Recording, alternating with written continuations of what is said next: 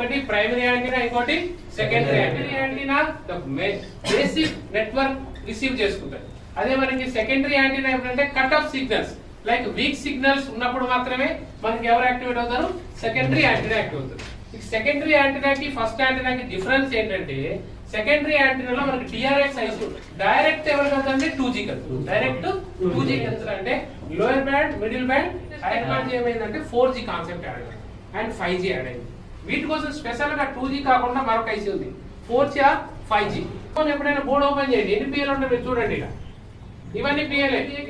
Voltages ఎవరు ఇస్తారు, APTIC. APTIC ఏ voltage కావాలి చెప్పారు, XOE కావాలి 0.6, 1.8, 1.8. ఈ 1.1 అనేది ప్రోటోకాల్ సిగ్నల్. ఏ సిగ్నల్, ప్రోటోకాల్ సిగ్నల్. కేసా నుంచి మనకి ట్రాక్ లోపలికి వెళ్తూ ఉంటుంది. మొబైల్ యాంటీనా నువ్వు టవర్ నుంచి దూరంగా ఉన్నావు.